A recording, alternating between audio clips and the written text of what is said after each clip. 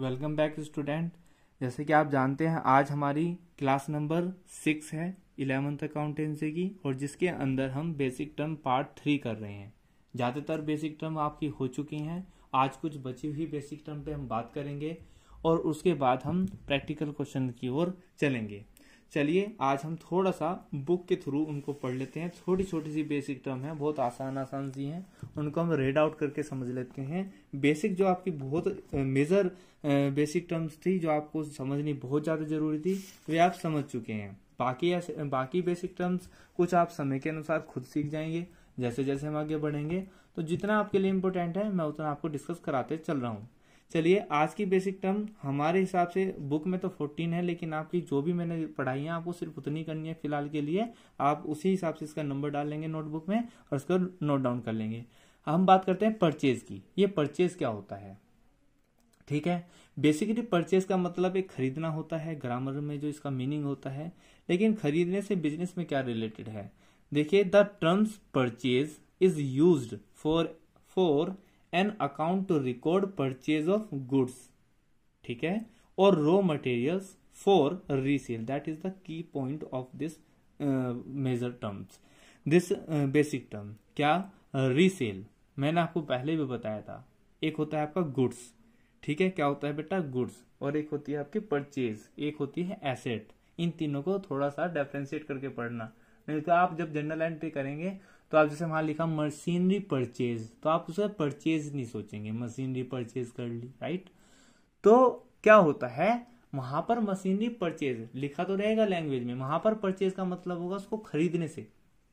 लेकिन वहां पर मशीनरी जो परचेज की होगी जनरल एंट्री में, वो वहां पर उसको गुड्स नहीं बाउट किया उसने, राइट। वहां पर परचेज उसका मतलब इंग्लिश मीनिंग से है, खरीदने से है, राइट। चलो खैर वो समय आने पर और उसको ज्यादा डिफरेंशिएट करेंगे। मेरा कहने का मतलब सिर्फ आपको इतना है कि आप जो परचेज के अंदर कंसीडर करेंगे, जो भी आपकी परचेज होगी जिसको आप कंसीडर करेंगे, वो वाला गुड्स होगा जो आप रीसेल करने के लिए आपने बाउट किया है, आपने खरीदा है। तो इसने ये बताया for producing product which are also to be sold, यानी कि जो आपने चाहे वो आपने रॉ मटेरियल, चाहे आपने आपका जैसे कुछ होते हैं फाइनल प्रोडक्ट खरीदते हैं और उसको तीसरे पक्ष को थोक में खरीदते हैं और रिटेल में बेच देते हैं, या तो वो, या कुछ फैक्ट्री वाले होते हैं, आपका बिजनेस फैक्ट्री भी हो सकती है। आप रॉ मटेरियल खरीदें, रॉ मटेरियल को फाइनल प्रोडक्ट बनाएं और उसको फिर सेल आउट कर दें। तो यानी कि इसके अंदर परचेज के अंदर वो वाला गुड्स कंसीडर होगा जो आपने रीसेल करने के लिए खरीदा है। क्या यहाँ तक बात समझ में आ गई आपकी? तो आई थिंक परचेज आपको समझ में आ गया परचेज क्या है। सिमिलरली जैसे परचेज है ऐसे ही बेटा सेल है। सेल क्या होता है, the term sale is associated with और used for sale of goods. These goods may be purchased for resale or manufactured by the enterprise. The term sale include both cash and credit. ठीक है, cell में कुछ इतना बड़ी hurdle नहीं है। Cell का मतलब ये उन्होंने बता दिया कि these goods may be purchase for resale और मैन्युफैक्चर बाय द एंटरप्राइज। जब कोई बिजनेसमैन कोई गुड्स को सेल करता है, परचेज करता है, तो उसको रीसेल करने के लिए करता है या मैन्युफैक्चरिंग करने के लिए, जैसे मैंने आपको परचेज में बताया। तो उसको जब बाद में वो सेल आउट कर देता है, वही उसकी क्या बन जाती है बेटा, सेल्स बन जाती है। और सेल्स के अंदर कैश सेल और क्रेडिट सेल, यानी चाहे आप उधार माल बेचो चाहे नकद में माल बेचो, दोनों कंसीडर होती है, वो आपकी सेल होती है। फिर आता है आपका बेटा परचेज रिटर्न। जैसे परचेज हुआ उसके बाद अगर आपने खरीदा माल तो परचेज, अगर आपने खरीदा हुआ माल वापस कर दिया तो वो परचेज रिटर्न है। सिमिलरली सेल है, ऐसी सेल्स रिटर्न है बेटा। सेल्स रिटर्न क्या होगी, आपने सेल किया हुआ माल आपके ग्राहक को पसंद नहीं आया, उसने आपको वापस कर दिया, वो आपकी सेल्स रिटर्न होगी। क्लियर? आगे चलते हैं। रेवेन्यू फ्रॉम ऑपरेशन, इसको अभी करने की जरूरत नहीं है आपको। आप बात करेंगे अब 19 पे, गुड्स पे। गुड्स क्या होता है, लिख रहा goods are the physical item of trade that are purchase to be sold, right. वही बात दोबारा से रिपीट होगी। देखो फिजिकल आइटम ये भी होते हैं जिसका फिजिकल एक्सटेंशन होता है, और मैंने आपको बता रहा फिजिकल एक्सटेंशन एसेट्स का भी होता है। लेकिन एसेट्स रीसेल करने के लिए नहीं खरीदी जाती, जबकि गुड्स किसके लिए खरीदा जाता है, परचेज टू बी सोल्ड, खरीदने बेचने के लिए, ठीक है, रीसेल करने के लिए। The terms applies to all the items making up the sales और purchase of a business, stating differently they are the stock in trade of an enterprise purchase और manufacture with the purpose of selling. किस purpose के लिए? Selling के लिए, right. For enterprise dealing in home application such as TV, fridge, AC, etc are goods and a stationery is a goods, ठीक है। Stationery is a good, कहने का मतलब इसका है कि अगर होम आपका एंटरप्राइज कैसा है, होम अप्लायंसेस का है, तो उसमें आपके लिए टीवी, फ्रिज, एसी क्या होंगे? आपके लिए गुड्स होंगे, क्योंकि आपने वो फ्रिज, टीवी, एसी किसके लिए खरीद रखे हैं? बेचने के लिए। ऐसे ही एक स्टेनर के लिए, एक स्टेशनरी के शॉपकीपर के लिए जितनी भी स्टेशनरी खरीदी है उसने, उसके लिए स्टेशनरी क्या है? गुड्स है, क्योंकि उसको रीसेल करेगा। अगर हम बात करें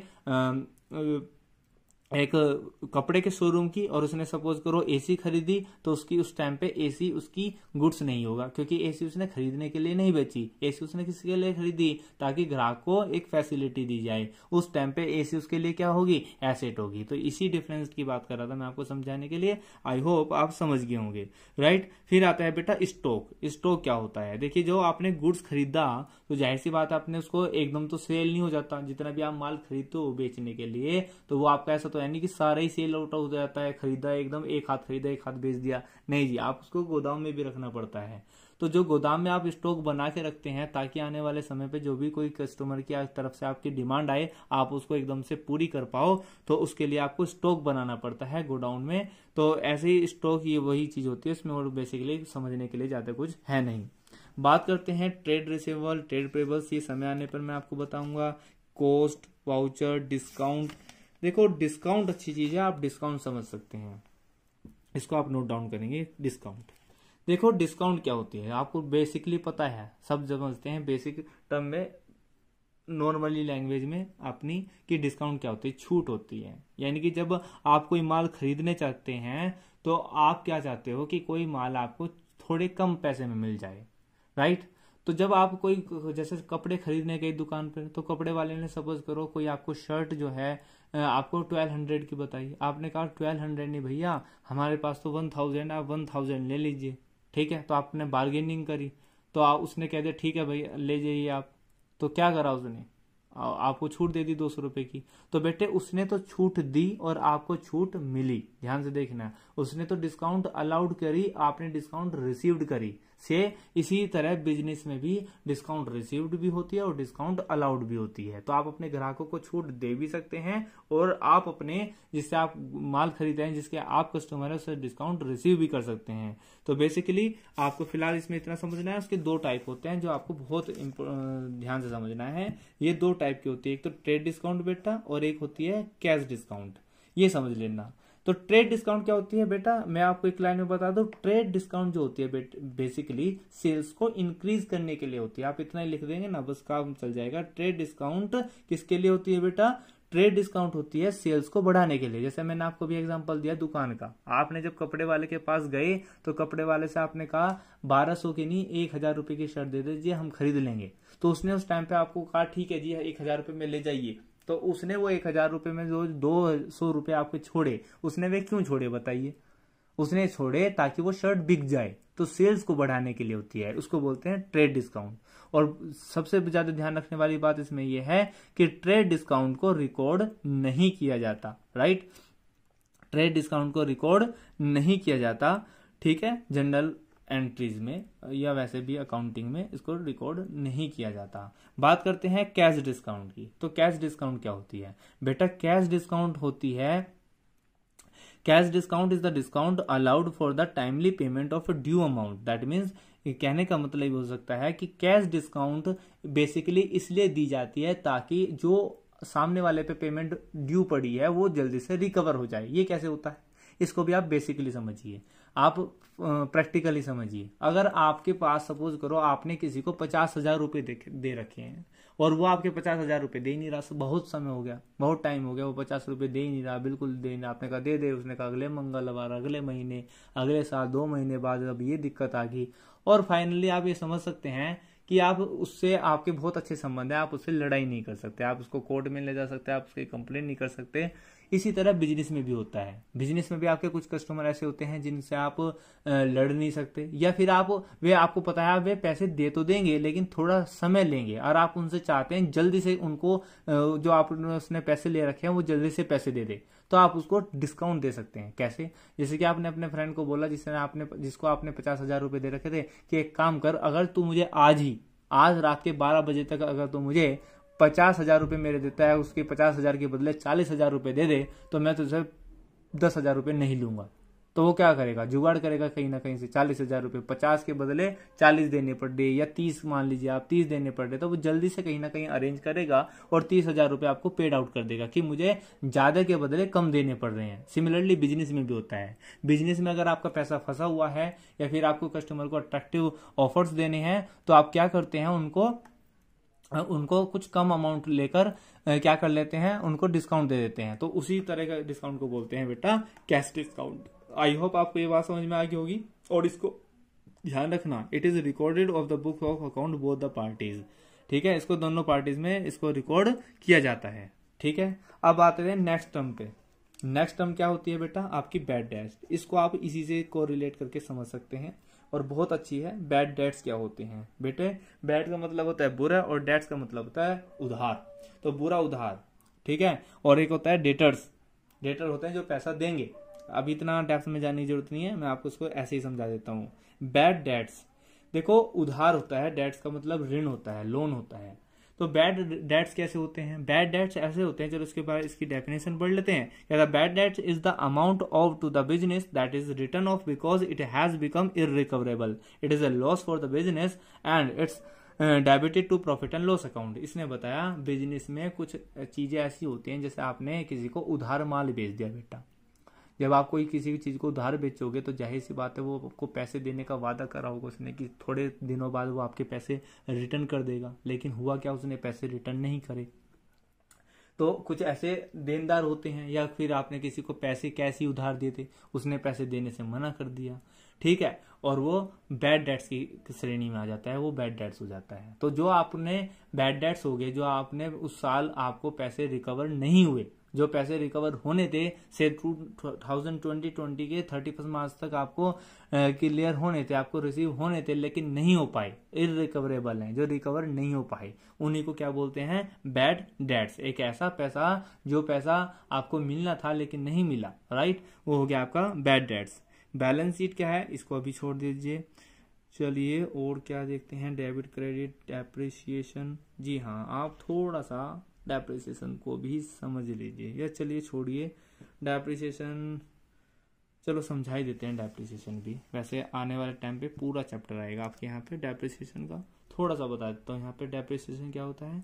depreciation is the fall in the value of assets. Underline asset, अब आप एसेट समझे हुए हो, एसेट किसे कहते हैं? एसेट क्या होते हैं आपको पता है बखूबी। बिकॉज ऑफ यूजेस और with the efflux of time और ऑब्सोलेंस ऑफ और एक्सीडेंट। इन्हें बताया डेप्रिसिएशन एक फॉल वैल्यू है, किसकी वैल्यू में? एसेट की, राइट। इसको बात को समझना है। डेप्रिसिएशन क्या है? एक गिरी हुई वैल्यू है, फॉल वैल्यू है, एक कीमत में कमी आने की वैल्यू को डेप्रिसिएशन बोलते हैं, जो किसी में आ जाती है बेटा? एसेट की वैल्यू में। एसेट की वैल्यू से मतलब जैसे कि मैंने आपको बताता हूँ, मैं एसेट का मेनली एग्जांपल आपके साथ लेके चल रहा हूँ मैं, मशीनरी। तो मशीनरी आपने सपोज करो 2015 में खरीदी थी, एक नई मशीन खरीदी थी, या चलो आपको प्रैक्टिकली समझा लेते हैं। जैसे आप स्टूडेंट हो 11th में भी हो, जाहिर सी बात है आप घर वालों से बाइक, स्कूटी, गर्ल्स स्कूटी और बॉयज बाइक, इवन तो मोबाइल की डिमांड करते हैं। चलो मशीन, इसको हम प्रैक्टिकली नॉलेज में समझ लेते हैं, मोबाइल से ही समझ लेते हैं। मोबाइल आज सबके पास है, और मोबाइल है तभी आप एजुकेशन भी ले पा रहे हो, राइट। अब आप अपने मोबाइल खरीदा, सपोज करो 2015 में खरीदा आपने, 20,000 रुपए का मोबाइल खरीदा, और अगर आप इसे आज बाजार में बेचने चलें, कि भाई बाजार से मेरा मतलब है आप इसको दुकान पे भी नहीं, अगर आप आस पड़ोस में दोस्त को, किसी जानने वाले को भी सोल्ड आउट करें, क्या वो मोबाइल आपका आज भी 20,000 रुपए में बिक जाएगा? मैं तो 2015 की बात कर रहा हूँ। दो अगर आपने जनवरी 2020 में भी खरीदा और आज आप उसको बेचने चलें, तो वो 20,000 रुपए में नहीं बिकेगा। जानते हैं ना आप इस बात को? तो प्रैक्टिकल तो आप जानते हैं इस बात को, बिजनेस की वे में क्या कहते हैं इसको, डेप्रिसिएशन। तो क्या डेप्रिसिएशन है इसको और समझते हैं। तो मैंने बताया आपको, अगर आपने 20,000 रुपए का मोबाइल खरीदा और आप उसको बेचने चलते हैं, तो सपोज करो उसके कोई भी बंदा देने के लिए 15,000 रुपए तैयार है, तो उसकी 5,000 रुपए में कमी आ गई उसकी वैल्यू में। तो वो 5,000 रुपए कमी क्यों आई, इन्होंने बताया वो हो सकती है एफ्लक्स ऑफ टाइम, टाइम को बीतने की वजह से, और ऑब्सोलेंस या एक्सीडेंट। तो एक्सीडेंट होने की वजह से, एक्सीडेंट का मतलब वो ट्रक चढ़ना ही नहीं होता एक्सीडेंट, ठीक है। नॉर्मली हम लोग समझते हैं कि एक्सीडेंट वो होता है कि ट्रक ने टक्कर मार दी, बस ने टक्कर मार दी, वही एक्सीडेंट होता है। एक्सीडेंट का मतलब होता है कोई भी दुर्घटना, राइट। उसमें कुछ कमी आ जाना, है ना उसको। और क्या बता रखा है, यूसेज बिकॉज ऑफ यूसेज, उसको यूज करने के कारण, उसको लगातार प्रयोग करने के कारण उसमें क्या आ जाती है, और पुराना होने के कारण उसके वैल्यू में कमी आ जाती है। तो उस जो कमी आई उसको ही डेप्रिसिएशन बोलते हैं। तो अब ये बताओ, आप मुझे खुद बताइए, 20,000 का मोबाइल था, 15,000 रुपए में आज बिकने के लिए तैयार है, तो डेप्रिसिएशन कितने का हुआ बताइए। डेप्रिसिएशन हुआ बेटा 5,000 रुपए का, बताया ना। Depreciation in the fall in the value of asset, asset की वैल्यू में जो कमी आई मोबाइल के, आप इसको ऐसे समझ लीजिए, आपके मोबाइल के वैल्यू में जो कमी आई, 20 का था 15 का बिक रहा, तो 5,000 रुपए का डेप्रिसिएशन हुआ। तो इसी तरह से बिजनेस में बहुत सारी एसेट्स होती हैं, तो उनमें हर साल कमी आती है। तो बेटा हम उनकी भी अपने अकाउंट में ट्रीटमेंट लेकर चलते हैं, ठीक है, ताकि हमें नेट लॉस अपना हर साल का पता चल सके। इसको और ज्यादा आगे समझेंगे, फिलहाल आप इसको इतने ही समझ लीजिए। और क्या है, बस बेटा बेसिक टर्म में आपको इतनी ही कंप्लीट करनी है, और आपको बेटा इससे ज्यादा नहीं समझना है बेसिक टर्म में, यहीं से इतना ही में आपका काम बन जाएगा। तो ठीक है बेटा, नेक्स्ट क्लास में जब भी हम मिलेंगे कुछ ना कुछ प्रैक्टिकल करके देखेंगे, जितना भी हमने लर्न करा है। तो अगर आपने अभी तक नहीं पढ़ा है, मेरी पुरानी क्लासेस नहीं सीखी हैं, तो आप पहले उन सारी क्लासेस को रिवाइज करें, उनको समझें और समझने की कोशिश करें। वैसे समय समय पर आप सीखते चल जाओगे। मैं आपको अकाउंटेंसी इतना ईजी बना दूंगा कि आपको उसमें इंटरेस्ट आ जाए, आपका अकाउंट को करने में ही जी लगने लग जाए। बस एक शर्त है, जैसा मैं कह रहा हूँ आप उसी तरह फॉलो करते चल जाएं, ठीक है। तो चलिए मिलते हैं नेक्स्ट क्लास में, तब तक के लिए टेक केयर, जय हिंद, जय भारत।